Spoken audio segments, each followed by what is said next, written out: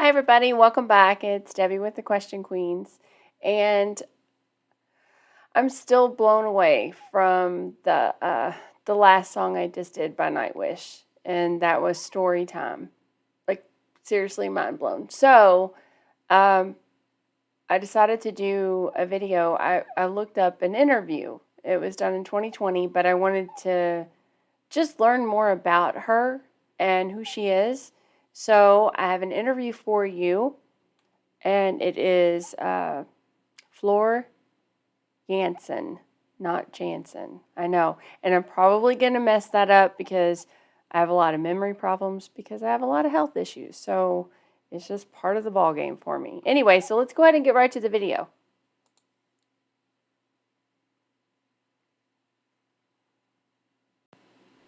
Hi, Floor.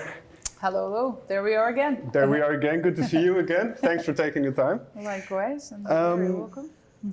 Where I want to start with is very quickly just about, because you did a solo tour that we talked about last time.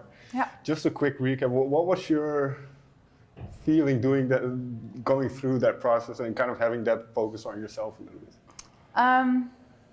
Well, I actually thought it was very scary. Okay. Yeah, very exciting because I realized I'm kind of bringing two worlds together. Sure. And I'm hoping that I can please everybody with what I'm doing, but yeah, is it too heavy? Is it not heavy enough? How is the sound going to be? There were only things, they weren't real until the very last moment, because you kind of build things up and I have it in my head. That is so amazing. Like, it just immediately reminds me, it doesn't matter how incredibly great we are, there's always doubt. And there's always, we question ourselves. You would think that there would never be a single, like a microscopic question in her head about whether or not it's going to be great. And that's just fantastic. Wow, that's amazing.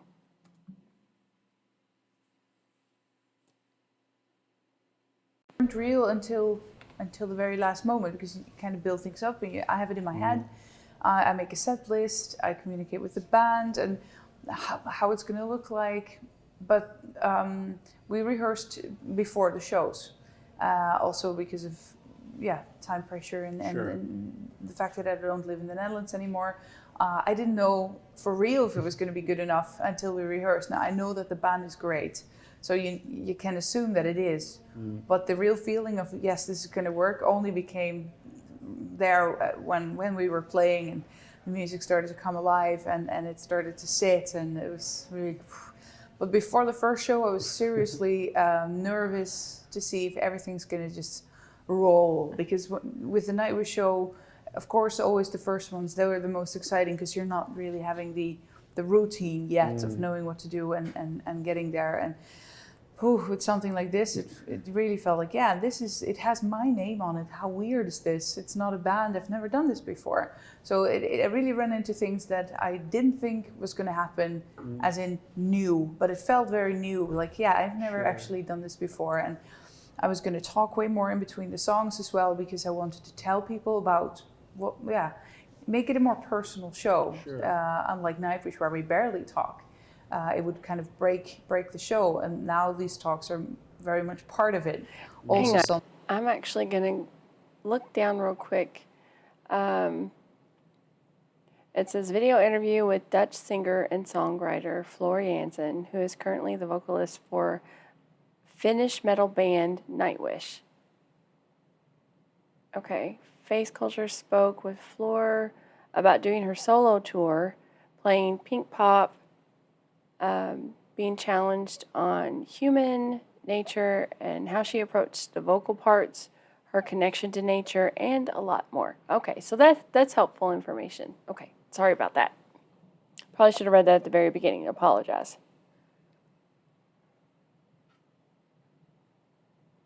kind of break the show, and now these talks are very much part of it. Also something that I don't want to practice. I'm not going to sit in front and write stuff. I mean, Has to be natural. It has to be natural, but then it still needs to come. So it was very nice to feel that really happened. That's good. And then at the end, because that's kind of, you say you were scared at the beginning, so at the end it kind of went well, I suppose. Yeah, it did. Yeah, I was very relieved. but so when it's over, does your focus immediately shift to, okay, now we have this whole Nightwish vehicle with a new record, so that's now yes, yeah, it did. What's going on? Yeah, I'm still shifting my attention between the two things, because I still have the 10th show coming, and I'm asked to do Ping Pop, and I said yes, so that's a super cool thing. Is that important, because it is a Dutch festival? It's kind of like it's an important thing for you. It's an important show, and I think it's another step in this new solo career that is just if you get the chance to do a festival like this, that's quite something. It's an important festival, and of course you want to bring something maybe a little bit different, a little bit bigger. Also, the 10th show is much bigger than the other 9, so there's some preparations there to be done. I thought it would be nice to make a registration of the show, make a video out of that, not a DVD, but live registration in the audio and video, and do that through crowdfunding. Yeah, and I saw a documentary attached as well. And exactly. So there's time and attention that needs to go there. So I'm multitasking very much, but it's very cool to see everything is falling into place so much, and the enthusiasm of fans is just out there, because the crowdfunding was done in 3 hours. Wow. Yeah, and that's crazy. it's unbelievable. So it's really there are only great things happening. So. That's very good to hear. Very good to hear. So luckily then Human Nature is already done, so that's at least the recording and singing and everything is already done. And one thing I remember from, I think I was talking to Thomas, is one thing you said was he wanted to challenge you. And there are some songs where it's quite fast and the melodies go up and down. So what was it like for you? Was it challenging for you? Yeah, absolutely. Yeah, he really challenged me, because the melodies. Yeah, I mean, on one hand, it's the complexity of the melodies, and on the other hand, the all the different styles of singing.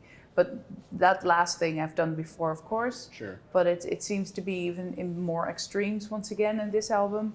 More space for things, like there's real opera parts on it that just really fell into place there. And that's a rare thing, but it was really challenging to get it right. But the thing most challenging was definitely the speed and complexity of the melodies in some of the songs. They're really hard to sing, and they're hard also to sing in a way that it doesn't sound super difficult. So it needs to sound easygoing. It shouldn't sound like a singer who's just struggling with it. So to really make it sound as if it's not that bad, that was. Because I was lucky enough to have a listen just now, and it started with the first track, Music, where I'm not a singer, but I can tell those are kind of going up and down the melodies and how quick it goes. So how do you prepare for something like that? Well, I really had to kind of dissect the songs into, I hear the melody of what it's going to be on piano, but then there's piano and text, lyrics. Then I need to first learn where the words are, where and how. And from there, I'm going to try and sing that, which takes just time to remember and to phrase it right, and for the vocal cords and the muscles to kind of start figuring things out. And that is how far I got in like the first month. For real. And at first rehearsals, that was like 2 weeks of rehearsing. And then I took it home with me after the rehearsals were done.